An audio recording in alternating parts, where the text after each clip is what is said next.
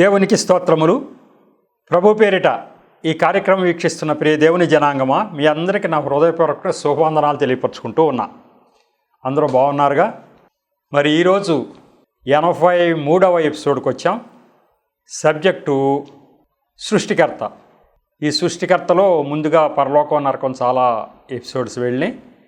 ఆ తర్వాత ఈ సృష్టికర్తల సబ్జెక్టులో కూడా ఇప్పుడు చాలా అంశాలు తీసుకుంటూ రావడం జరిగింది. ఈ సృష్టికర్త మీదే ఎక్కువగా ఫోకస్ చేయటానికి నేను ప్రయత్నం ఎందుకు చేస్తూ ఉన్నాను అంటే, నాకు యేసు ప్రభువారు సృష్టికర్త అనేటువంటి జ్ఞానము ఎవరు పెద్దగా చెప్పలే. యేసు ప్రభువారు మామూలుగా శిలువయాగం చేయటం ద్వారా మనకు పాపక్షమాపణ వస్తుంది అనే అంతవరకే చెప్పారు తప్ప, ఆయన సృష్టికర్త అనే అంత డీప్గా ఎవరు చెప్పలేదు. అందుకు అన్యజనులందరికీ కూడా ఇదే డౌట్ ఉండటం నాకు తెలుసు. ఆయన సృష్టికర్త ఎలా అవుతారు అని అనేక మంది ప్రశ్నల్లో కూడా అదే నాకు బయటకు వచ్చింది. ఆయన ఎలా సృష్టికర్త అవుతారండి, 2000 సంవత్సరాల క్రితమే కదా ఆయన వచ్చింది అని ప్రతి వాళ్ళు అంటమే. అంతక్రితమే ఆత్మస్వరూపంలో ఆయన ఉన్నాడు అని అంటే, మీరు ఏదో చెప్తారులేండి, ఆత్మస్వరూపంలో ఉన్నాడు అంటారు, ఎట్లా, దానికి ఏంటి రుజువు అంటారు. ఆ రుజువులు పాత నిబంధన గ్రంథం అంతా యేసు ప్రభువారు ఈ లోకానికి రాకముందు జరిగినటువంటి చరిత్ర 1000 సంవత్సరాలు. ఆ 1000 సంవత్సరాల చరిత్ర పాత నిబంధన గ్రంథంలో ఉన్న దాంట్లో యేసు ప్రభువారు మొదటి నుంచి ఉన్నారు అని అనేక విషయాలు రెఫరెన్స్ల ద్వారా మీకు తీసుకురావటం జరిగింది. అలాగే యేసు ప్రభువారు ఈ లోకానికి వచ్చిన తర్వాత ఆయన చెప్పడం మొదలుపెట్టారు. ఇదిగో పలానా చోట పాత నిబంధనలో అవన్నీ రాయించింది నా గురించే అని ఆయన చెప్పారు. ఆయన గురించే అని చెప్పిన తర్వాత మనకి ఆయన స్వయంగా వచ్చి ఇవన్నీ నా గురించే అని చెప్పిన తర్వాత ఇంకా డౌట్ ఏముంది? ఇంకా చెప్పిన విషయాలన్నీ ఇంకొకళ్ళ గురించి ఏం కాదు కదా, ఆయన గురించే అని చెప్పడం జరిగింది. ఆ విషయాలన్నీ రిఫరెన్స్లో తీసుకొచ్చా. అన్నీ బాగానే ఉన్నాయి. ఆయన సృష్టికర్త ఎలా అయిపోయారు? యెహోవా దేవుడు సృష్టి అంతా సృష్టించాడు కదా అని అందరూ అంటున్నారు. యెహోవా దేవుడు ఒక్కడే కాదు, త్రియేక దేవుడు, తండ్రి, కుమార, పరిశుద్ధాత్మలు. అందులో ముగ్గురు కూడా ఆత్మస్వరూపులుగానే ఉండి పాత నిబంధన గ్రంథం అంతా కూడా మాట్లాడారు. ఆ మాట్లాడటమే యేసు ప్రభువు అని చెప్పారు. వాక్కు అంటే యేసు ప్రభువు. ఎన్నిసార్లు మాట్లాడారంటే దగ్గర 4000 సార్లు బైబిల్ గ్రంథంలో నువ్వు ఇదలా చెయ్యి, అదలా చెయ్యి, నువ్వు ఇలా చేయొద్దు, ఇలా చెయ్యి అని చెప్పి అనేక మంది ప్రవక్తల నోటి ద్వారా మాట్లాడటం జరిగింది దేవుడు.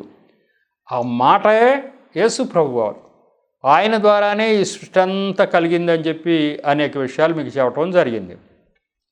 ఆయన వాక్కు అని యోహాను సువార్త ద్వారా ఆయనే వాక్కుగా ఉన్నటువంటి యేసు ప్రభువారు అప్పటి వరకు నరరూపము దాల్చి వచ్చారని స్పష్టంగా మరి యోహాను సువార్త 1వ అధ్యాయంలో చెప్పడం జరిగింది. నరరూపం దాల్చి ఆ వాక్యం వచ్చింది. అంటే ఈ 4000 సార్లు మాట్లాడిన ఆయన ఎవరు? యేసు ప్రభువారే. తండ్రి, కుమార, పరిశుద్ధాత్మల రూపంలో యెహోవా దేవుడు అని పాత నిబంధన అంతా చెప్పుకుంటూ వచ్చారు. దాంట్లో వాక్కు ఈయన అని చెప్పి చెప్పడం జరిగింది. కాబట్టి వాక్కు గురించి చెప్పేశాం. అలాగే దేవుడి జ్ఞానం అని యేసు ప్రభు వారికి పేరు అని, ఆ జ్ఞానము అని చెప్పబడిన దాంట్లో సొలొమోను గారు రాసినటువంటి సామెతలు గ్రంథం 8వ అధ్యాయంలో, ఇదిగో సృష్టి ఆరంభమున నుండి నేను ఉన్నాను, నా చేతనే ఇవన్నీ నిర్మించబడినవి అని యేసు ప్రభు వారు ఆ జ్ఞానం అనే పేరు ద్వారా మాట్లాడాడు. ఆయన ఆ వివరణ అంతా మీకు చెప్పడం జరిగింది. కాబట్టి ఆయన మొదటి నుంచి ఉన్న ఆయన, సృష్టి ఆరంభం నుంచి ఉన్న ఆయన అని తెలిసిపోయింది. అలాగే ఆయన లోకానికి వెలుగుగా వచ్చానని చెప్పడం జరిగింది. యోహాను సువార్తలోనే ఈ విషయాలన్నీ ఉన్నాయి. ఆయన వెలుగు అని అనేక దర్శనాలు ఆయన వెలుగు ద్వారానే మరి ప్రత్యక్షమయ్యాడు. నాకున్నటువంటి 100 దర్శనాల్లో ఆయన వెలుగుగా ప్రత్యక్షమైన దర్శనం ఒకటి ఉంది. బ్రహ్మాండమైన వెలుగు. అనేక మంది, బెరాకా సత్యనారాయణ గారు, ఇంకా అనేక మంది వెలుగు రూపంలో దేవుణ్ణి చూడటం జరిగింది. కాబట్టి దేవుడిని ఇలా చూసాం, వెలుగు రూపంలో చూసాం. మరి ఎక్కడ ఈ ప్రపంచంలో మనం ఎక్కడా చూడనటువంటి అంత గొప్ప వెలుగు భల్లుమని ప్రకాశించినటువంటి వెలుగును నేను చూశాను. మరి ఇట్లా మీకు చెప్పిన అట్లా వెలుగు రూపంలో అనేక మంది భక్తులు చూశారు. ఆ వెలుగు రూపం ఆయనే, వెలుగు ఆయనే అని చెప్పడం జరిగింది. అలాగే ఆయన ద్వారానే ఈ ప్రపంచాలన్నీ నిర్మితమైన అని హెబ్రేయ పత్రిక ద్వారా పౌలు గారు ఆత్మావశుడై దేవుడి పరిశుద్ధాత్మ ద్వారా రాయించడం జరిగింది. ఈ ప్రపంచాలన్నీ కూడా కలుగునుగా కానీ యెహోవా గారు అన్నారు అంటే అది యేసు ప్రభు వారి ద్వారా కలిగినాయి అని చెప్పి అది చెప్పడం జరిగింది. ఇంకా అలాగే ఆయన ఆది సంభూతుడు అనే దాని మీద అనేక రెఫరెన్సులు మేము ముందుకు తీసుకొచ్చాం. ఇక తర్వాత చాలా ముఖ్యమైనటువంటి ఘట్టంలోకి మనం వచ్చాం. ఈ సృష్టికర్త సబ్జెక్టు అసలు ఎక్కడ మొదలు పెట్టాము అంటే ఆచార్య ఆర్ఆర్కే మూర్తి గారి జీవిత చరిత్ర చెబుతూ, ఆ ఆచార్య ఆర్ఆర్కే మూర్తి గారు బైబిల్ గ్రంథం అంతా వాళ్ళకి ఇంగ్లీష్లో ఉన్నటువంటి ఆ బైబిల్ని తెలుగులోకి మార్చి చెప్పడానికి మిషనరీల దగ్గర ఆయన ఉద్యోగిగా నియమింపబడినప్పుడు బైబిల్ గ్రంథం క్షుణ్ణంగా చదివాడు. ఆయనకి ఈయన సృష్టికర్త అని తెలిసిపోయింది.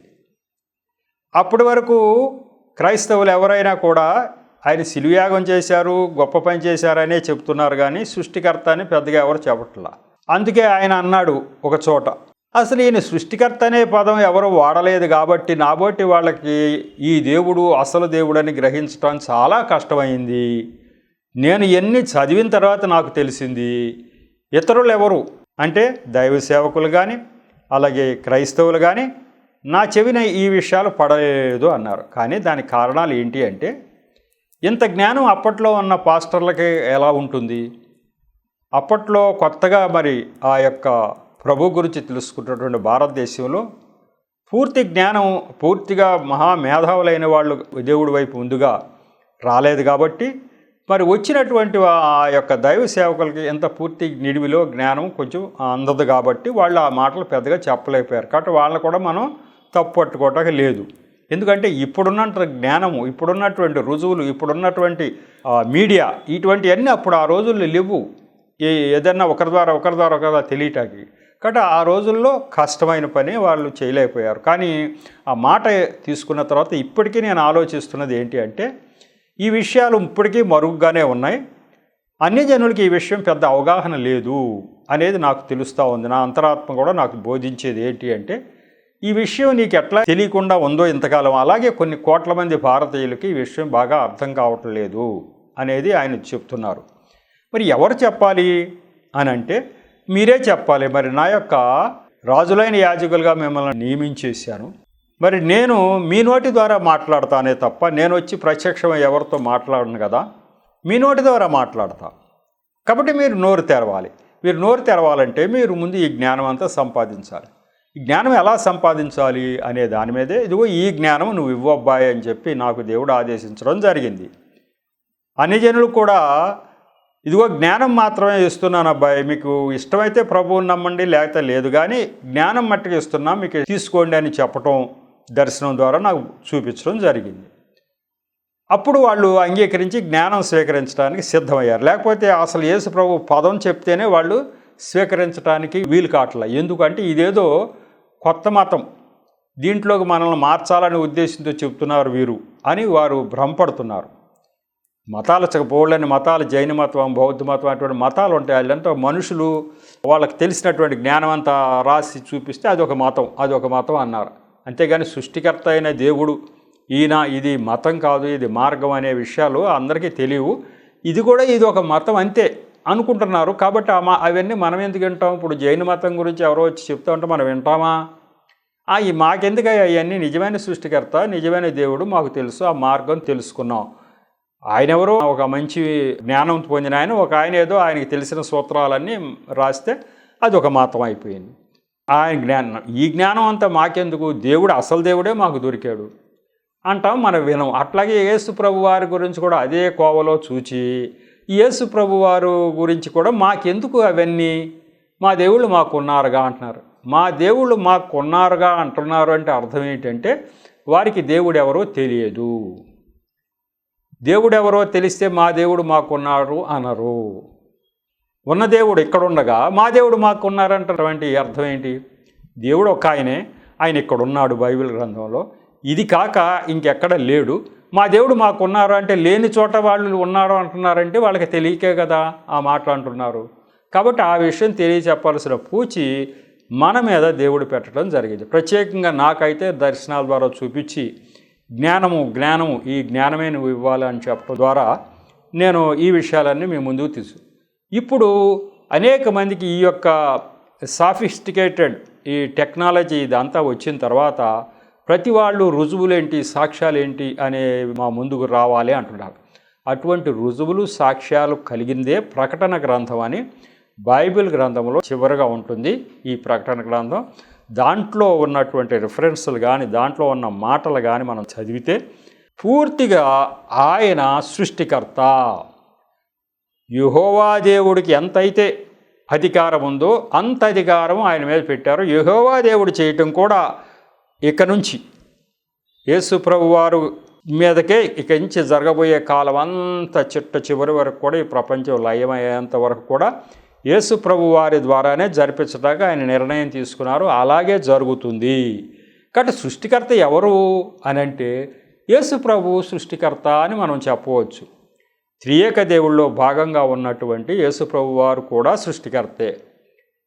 యెహోవా దేవుడు సృష్టికర్త, ఆయన పర్యవేక్షణలో మొత్తం అంతా జరిపించేది యేసు ప్రభు వారు. పరిశుద్ధాత్మ దేవుడు ఆత్మరూపంలో ఆయన పని ఆయన చేస్తూ ఉంటారు. ఈ ముగ్గురు కలిసి చేసేదే ఈ సృష్టిలో జరిగే ప్రతిదీ నిర్వహణ జరుగుతూ ఉంది. ఇప్పుడు ఆ యొక్క ప్రకటన గ్రంథం ద్వారా మీకు బలమైనటువంటి రుజువులు దొరుకుతున్నాయి. ఇది మరి బైబిల్లో ఉన్నప్పుడు మరి మాకు ఈ పాటికే అన్నీ బాగా తెలిసి ఉండాలి కదండి, మళ్ళీ మీరు కొత్తగా చెబుతున్నారు అంటే అలా కాదు. మీరు 30 సంవత్సరాల నుంచి చర్చికి వెళ్ళని, 40 సంవత్సరాల నుంచి చర్చికి వెళ్ళని ప్రకటన గ్రంథం అర్థం చేసుకోవడం చాలా కష్టమైన పని. ప్రకటన గ్రంథం చాలా అది సులువుగా అర్థం కాదు. అందుకే దాన్ని ఎవరు పెద్దగా టచ్ చేయరు. ఎక్కడో ఒకరు టచ్ చేస్తారు కానీ ప్రకటన గ్రంథం అది మనకి అంతుపట్టదు, మనకు బాగా అర్థం అవ్వదు అని దాన్ని పెద్దగా ముట్టుకోరు. ఆ ప్రకటన గ్రంథం నుంచే మీకు సరైన రుజువులు మీకు చూపించబోతూ ఉన్నా. మామూలుగా చర్చిల్లో ఎన్ని వాక్యాలు చెప్పినా ప్రకటన గ్రంథం జోలికి పెద్దగా వెళ్ళరు. అది జటిలంగా ఉంటుంది, అర్థం చేసుకోవడం కష్టంగా ఉంటుంది కాబట్టి దాని జోలికి ఎవరు వెళ్ళరు. కానీ అక్కడ ఉన్నటువంటి ఆ మర్మాలు, అక్కడ ఉన్నటువంటి రుజువులు మరి మీకు ఎవరు చెప్పాలి? ఎవరు దాని జోలికి వెళ్ళకోకుండా ఉంటే మరి మన క్రైస్తవ లోకానికి ఆ విషయాలన్నీ ఎట్లా తెలుస్తాయి? కాబట్టి ఆ విషయాలు క్రైస్తవ లోకానికి తెలిస్తేనే కదా ఎవరికైనా. ఇప్పుడు ఈరోజు అత్యాధునికటువంటి టెక్నాలజీ వచ్చిన ఈ రోజుల్లో ఒక మనిషి ఈయన దేవుడు అని మేము నమ్మాలంటే మాకు కావలసినటువంటి రుజువులు కావాలి. ఒక ఊరికే మీరు చెప్తే మేము ఎట్లా నమ్ముతాం అనే రోజుల్లో మనం రుజువులు ఇవ్వాలి. ఆ రుజువులన్నీ కూడా ఈ ప్రకటన గ్రంథంలో దొరికినాయి, అవి ఉన్నాయి, అవి మీ ముందుకు తీసుకురాబోతూ ఉన్నా. ఇప్పుడు మీకు ఈ అంశాలన్నీ మీ దృష్టికి తీసుకురావడం ద్వారా యేసు ప్రభు వారు వచ్చేంతవరకు మళ్ళీ ప్రకటన గ్రంథం అంటే ఇప్పుడు యేసు ప్రభు వారు వచ్చి పునరుద్ధానుడై తండ్రి దగ్గరికి వెళ్ళిపోయి తండ్రి దగ్గర కూర్చుని పరిశుద్ధాత్మ దేవుడిని ఇక్కడికి పంపించి పరిశుద్ధాత్మ దేవుడి ద్వారా ఈ యొక్క ప్రపంచం అంతా కూడా ఆ నిర్వహణ జరుపుతూ ఉండగా ఇప్పుడు ప్రకటన గ్రంథం వచ్చింది. యేసు ప్రభు వారు సిలువ వేయబడిన తర్వాత సుమారు 60 సంవత్సరాలు పట్టింది. ఇప్పుడు ఈ యొక్క యేసు ప్రభు శిష్యుల్లో చిన్నవాడైనటువంటి యోహాను అనేటువంటి ఒక శిష్యుడు చివరి దశలో ఆయన్ని పద్మాస్ ద్వీపంలో శిక్షగా వాళ్ళు పడేసినప్పుడు క్రైస్తవ వ్యతిరేకులు క్రైస్తవుల్ని అందరిని అట్లాగే హింసించారు. ఈ శిష్యులందరినీ హింసించారు. యోహాన్ని కూడా అలాగే హింసించారు. దేవుడికి వ్యతిరేకంగా ఉన్నటువంటి శక్తి ఈ ప్రపంచంలో ఒకటి ఉందని మీకు చెప్తూ ఉన్నా, సాతాను శక్తి అని. ఆ సాతాను శక్తి చేత నింపబడినటువంటి ప్రజలు యేసు ప్రభువుని ద్వేషిస్తూ యేసు ప్రభువు విషయంలో ఎవరైనా సరే ముందుకెళ్లకుండా ఉండటానికి రకరకాలైన శిక్షలు, రకరకాలైనటువంటి శ్రమలు పెట్టడం జరిగింది. ఆ శ్రమల్లో భాగంగానే ఈ యోహాను గారిని ఆ యేసు ప్రభువారు సిలువయాగం అయిపోయిన సుమారు 60 సంవత్సరాలకి క్రీస్తు శకం 93లో ఆ ప్రాంతంలో ఈ యొక్క యోహాను గారికి యేసు ప్రభు యొక్క శిష్యుడికి ఈ యొక్క దర్శనం ద్వారా దేవుడు బయలుపరిచాడు. ఏ దేవుడు? యేసు ప్రభువారే. యేసు ప్రభువారు అక్కడికి వెళ్ళి ఇదిగో ఇంకా రుజువులు అన్నీ నీకు చెప్తున్నా చూసుకో అని చెప్పి యోహాన్ గారికి ఆ యొక్క పద్మాసు ద్వీపంలో ఆయన బందీగా ఉంచిన రోజుల్లో ఆయన కళ్ళకు కనిపించేటటువంటి చూపించినటువంటి ప్రత్యక్షతలే ఈ ప్రకటన గ్రంథం. యేసు ప్రభు వారి యొక్క శక్తి ఏంటో, యేసు ప్రభు వారు ఎవరో అసలు మనకు కళ్ళకు కట్టినట్టుగా వివరించేటట్టుగా అది ఉంది. ఆ విషయాల్లోకి మనం వెళ్ళబోతూ ఉన్నాం. ఇప్పుడు మరి ఆయన ఆది సంభూతుడు అనేంతవరకు మీకు చెప్పడం జరిగింది. ఆయనకి జ్ఞానం అనే పేరు చెప్పాను, అలాగే వాక్ అనే పేరు చెప్పాను, వెలుగు అని చెప్పడం జరిగింది. అలాగే ఆయన వాక్కు అనే దాని మీద ఈ యొక్క ప్రకటన గ్రంథంలో కూడా ఒక చోట ఉంది. అలాగే రాజులకు రాజు ప్రభువులకు ప్రభు అనే పేర్లు కూడా ఆయనకు ఉన్నాయి. ప్రకటన గ్రంథంలో ఏం చెప్పబడింది చూద్దాం. ప్రకటన గ్రంథం 19వ అధ్యాయం 13వ వచనం ఏం చెప్తుందో ఒక్కసారి చూద్దాం. రక్తములో ముంచబడిన వస్త్రము ఆయన ధరించుకొని ఉండెను, మరియు దేవుని వాక్యము అను నామము ఆయనకు పెట్టబడి ఉన్నది. ఈ యొక్క ప్రపంచం అంతమయ్యే సమయంలో యేసు ప్రభువారు మరి ఆయన యొక్క కోపం ప్రపంచం మీద ఉన్నటువంటి ఆ శిక్షణ అంతటిని అమలుపరిచేటప్పుడు ఆయన మరి రక్తంలో ముంచబడినటువంటి వస్త్రం ఆయన ధరించుకున్నాడు. ఇప్పుడు గొర్రెపిల్ల స్వభావంతో మొన్న యేసు ప్రభువారు వచ్చి వెళ్ళారు 2000 సంవత్సరాలుగా. కానీ గర్జించు సింహం స్వభావంతో ఎవరైతే తప్పు చేస్తారో వాళ్ళని శిక్షించడానికి వచ్చే రెండవ రాకడలో ఆయన రక్తములో ముంచబడిన వస్త్రం ధరించుకుని ఉండెను, దేవుని వాక్యం అనే నామం ఆయనకు పెట్టబడి ఉన్నది. యోహాను సువార్తలో చెప్పాడు ఆయన దేవుని యొక్క వాక్కు అని చెప్పి. ఆ వాక్కే శరీరధారి అయి వచ్చాడు యేసు ప్రభు వారు అన్నారు. అదే ఇక్కడ కూడా మళ్ళీ చెప్పారు ఆయనకి దేవుని యొక్క వాక్యం అనే పేరు ఉంది అని చెప్పి. అలాగే ఆయనకి ఇంకో పేరు కూడా ఉంది. ప్రకటన గ్రంథం 19వ అధ్యాయం 15-16 వచనాల్లో ఇలా చెప్పబడి ఉంది. జనములను కొట్టుటకై ఆయన నోట నుండి వాడిగల ఖడ్గము బయలు వెడలుచున్నది. ఆయన ఇనుప దండముతో వారిని ఏలును. ఆయనే సర్వాధికారియగు దేవుని తీక్షణమైన ఉగ్రతను మద్యపు తొట్టి త్రొక్కును. రాజులకు రాజును ప్రభువులకు ప్రభువును అను నామము ఆయన వస్త్రము మీదను తొడ మీదను వ్రాయబడి ఉన్నది. ఆయన ఎలా ఉంటారు వరకు రౌద్రము కలిగి ఎక్కడైతే మరి తప్పు పాపం చేసేవాళ్ళు మరి ఎక్కడైతే సాతాను ప్రేరణ చేత దేవుణ్ణి వ్యతిరేకించిన వారు ఉన్నారో వాళ్ళందరినీ శిక్షించడానికి వచ్చినప్పుడు ఆయన ఎలా ఉంటాడో అని చెప్తున్నారు. అంటే ఆయన వాడిగల ఖడ్గము ఆయన నోట నుండి వచ్చును అని మీరు బాగా అర్థం చేసుకోండి. ఖడ్గం నోట్లోంచి వస్తుంది అంటున్నారేంటి? నిజంగా ఖడ్గం వస్తుందా అని కాదు. మాట అంటే కనిపించిన వాడు ఎవడైనా వీడు చావు అంటే చచ్చాడే. వాడిగల ఖడ్గం నోటి నుండి వస్తుందంటూ ఆయన నోట్లోంచి వచ్చిన మాటే దాని ప్రకారం అయిపోద్ది. కాబట్టి వాడిగల ఖడ్గము ఆయన నోట నుండి బయలుదేరును. ఆయన ఏదంటే అదే అయిపోద్ది. అట్లా జరుగుతుంది ప్రపంచ చివరిలో ఆయన శిక్షించే విధానం. నోటితో ఆయన ఏదంటే అది అయిపోద్ది. అటువంటి మాట ఆయన మాట. ఆయన ఇనుప దండముతో వారిని ఏలును. ఆయనే సర్వాధికారియగు దేవుని తీక్షణమైన ఉగ్రతను మద్యపు తొట్టి త్రొక్కును. దేవుని ఉగ్రత కుమ్మరించబడుతుంది. ఆయనకి రాజులకు రాజు ప్రభువులకు ప్రభు అను నామము ఆయన వస్త్రం మీద తొడ మీద వ్రాయబడును. ఏ రాజు లేదు, అందరికీ రాజు ఆయన. ఏ ప్రభువు లేరు ఈ భూలోకం మీద. ఈ లోకానుసారమైనటువంటి ఏ అధికారము ఎవరికి లేనటువంటి అంత అధికారం ఆయనకు ఉంది. కాబట్టి రాజులకు రాజు ప్రభువులకు ప్రభు అనే నామం ఆయన వస్త్రం మీద ఆయన తొడ మీద రాయబడి ఉన్నది అని చెప్పడం జరిగింది. కాబట్టి యేసు ప్రభు వారికి అంత పవర్ ఉంది అని మనకు తెలుస్తూ ఉంది. మరి ఈ ప్రకటన గ్రంథం ఏం రాశారండి? జనరల్గా ప్రకటన గ్రంథం ఎక్కడి వరకు మనం చెప్పుకుంటూ ఉంటామంటే ఆ ఆసియాలో ఉన్నటువంటి 7 సంఘాలలో సంఘం ఏమేమి తప్పులు చేస్తున్నాయి వాళ్ళకి నువ్వు ఇలా చెప్పబ్బాయ్ అని యోహాన్ గారికి చెప్పాడు. ఇదేంటి ఏ సంఘం ఏం తప్పు చేస్తుందో ఆయనకి ఎవరు చెప్పారు అని అంటే ఆయనకి ఎవరో చెప్పక్కర్లేదు. ఒక్కొక్క సంఘానికి ఒక దూతని ఆయన నియమించి ఉంచాడు. ఒక్కొక్క స్తంభం ఒక్కొక్క దీపస్తంభం లాగా అవన్నీ ఆయన చేతిలోనే ఉంటాయి. మరి వీటిని పాలించే దూతలు 7 అంటే వాటి మీద పర్యవేక్షణ ఉన్న దూతలు ఆ 7 నక్షత్రాల చేతిలో కుడి చేతితో పట్టుకున్నాడంట. దూతలు ఆయన ఆజ్ఞ ప్రకారం కుడి చేతితో పట్టుకున్నాడంటే ఆయన ఆజ్ఞ మేరకు పనిచేస్తాడు.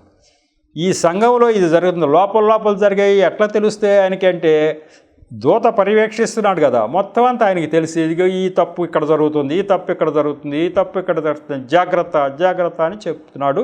ఈ విషయాలన్నీ ఒక పుస్తకంలో రాసి నువ్వు ఈ సంఘాలన్నిటికీ పంపించబ్బా అని చెప్పాడు. అది 2-3 అధ్యాయాల్లో జరిగింది. ఇక 4వ అధ్యాయం నుంచి పెద్దగా ఎవరో ముట్టుకోరు. అది ఏంటి అంటే సర్వాధికారి అయిన దేవుడు ఆయనకి ఫుల్ పవర్స్ ఇచ్చేసిందంతా దాంట్లో ఉంటుంది.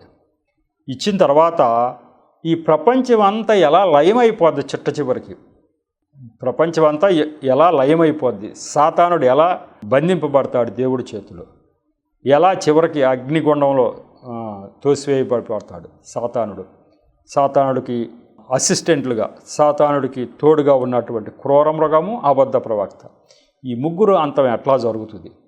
ఈ ప్రపంచం అంతా కూడా నాశనం అయిపోతుంది. ఆకాశంలో ఉన్నటువంటి గ్రహాలన్నీ నశించిపోయి కొత్త భూమి కొత్త ఆకాశం ఆయన సృష్టిస్తాడు అని ఉంది. కొత్త భూమి కొత్త ఆకాశం సృష్టిస్తాడని ఉంది. కాబట్టి ఇదంతా జరుగుతుంది ఒక రోజున. ఆ జరిగేటప్పుడు ఇదంతా చేసిన ఆయన ఎవరు? ఈ యొక్క ప్రపంచం అంతా లయమైపోతుంది ఎవరి చేతి ద్వారా జరుగుతుంది అని అంటే యేసు ప్రభువారు తన తండ్రి మహిమ ధరించుకుని వచ్చి చేస్తాడు అని ఉంది. యేసు ప్రభువారు తన తండ్రి మహిమ ధరించుకుని వచ్చి ఇదంతా లయమంతా చేస్తాడు అంటే అర్థం ఏమిటి? యెహోవా దేవుడు తండ్రి లేడనా? ఉన్నాడు. ఆయన మహిమని ఈయన ధరించుకున్నాడు. ఆయన మహిమను ధరించుకుని ఈయన మొత్తం అంతా చేస్తాడంటే ఈయనకి ఫుల్ పవర్స్ ఉన్నాయని మొదటి నుంచి నేను చెప్తూ ఉన్నా. అవన్నీ ఈయనకి ఇచ్చాడు. కాబట్టి యేసు ప్రభువారు ఊరికనే శిలువయాగం చేశారు అనే పదాలు చెప్పుకోవటం వల్ల ఎవరికి దాని గురించి పెద్ద అవగాహన రావటం లేదు. ఆయన ఎంత సృష్టికర్త యొక్క స్థానంలో ఉండి ఈ సృష్టిని నడిపిస్తున్నాడు అనేది ప్రజలకు అర్థం అవ్వాలి. ఆ విషయాలు మనకు ముందు అర్థమై ఉంటే మనం ఎవరికైనా చెప్పకూడదు. ఆయన సృష్టికర్త స్థానంలో ఉన్నాడు అనే పదాలే మనం ముట్టుకోకపోతే మరి ప్రజలకు ఎవరు చెప్పాలి ఈ విషయాలు? ఆయన సృష్టికర్త స్థానంలో ఎలా ఉన్నాడు, ఎలా జరిపిస్తాడు, ఎలా జరుగుతుంది అనే విషయాలు మనకు తెలుసుకుంటే మనం ఎవరికైనా చెప్పే అవకాశం మనకు ఉంటుంది. అన్నిటికంటే ముందు జ్ఞానం సంపాదించుకుంటే దేవుడికి చాలా సంతోషం అన్నారు. మనం ఆ జ్ఞానం సంపాదించుకుందాం. మనం చెప్తే ఒకరు వింటాడా అండి మనం అనుకోవచ్చు.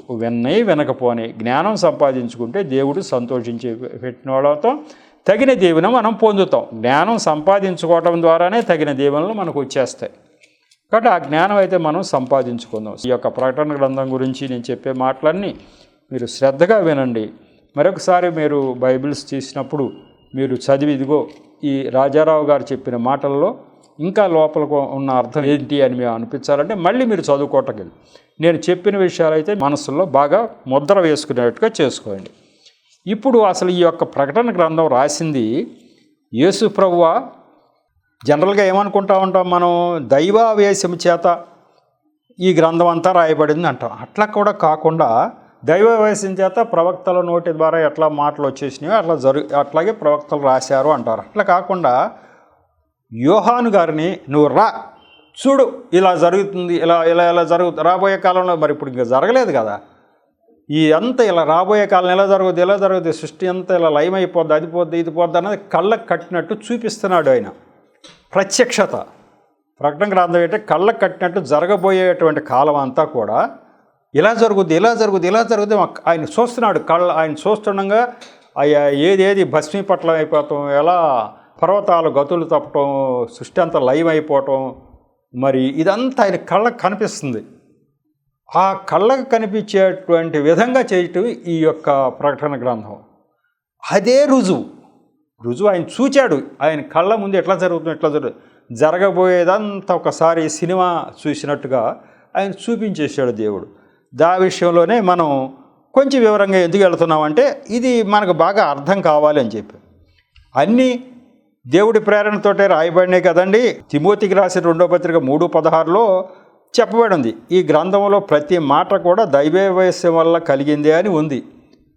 దైవావేశం వల్ల రాయటం కంటే కళ్ళతో చూసేసాడు మొత్తం అంతా.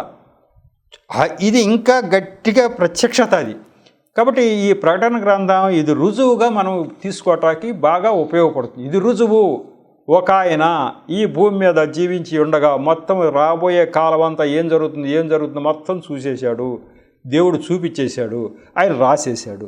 లేకపోతే ఆయన ఎట్లా రాశాడు, ఈ భూమి ఎట్లా లయమైపోద్దో, నక్షత్రాలు ఎలా లయమైపోద్దో, ఏది ఎట్లా జరుగుతుందో, రాబోయే కాలంలో ఎవరు ఎట్లా చేస్తారో, సాతానుడు అనేవాడు ఎలా విజృంభిస్తాడో, ఆ క్రూర మృగము అబద్ధ ప్రవక్త సాతానుడిని ఏ రకంగా దేవుడు శిక్షిస్తాడో, ఏ రకంగా మరి 1000 సంవత్సరాలు ఆయన్ని బందీగా ఉంచుతాడో దేవుడు, మళ్ళీ కొన్నాళ్ళు విడిపిస్తాడో, వచ్చిన తర్వాత వాడు ఎంతగా విజృంభిస్తాడో, ఆ తర్వాత దేవుడు ఆయనతో యుద్ధం ఎట్లా చేస్తాడో, మీరు ఈ ప్రపంచం అంతా లయం ఎట్లా అయిపోతే కళ్ళకు కట్టినట్టుగా అది చక్కగా సినిమా రీల్ లాగా చూపించేయటం జరిగింది.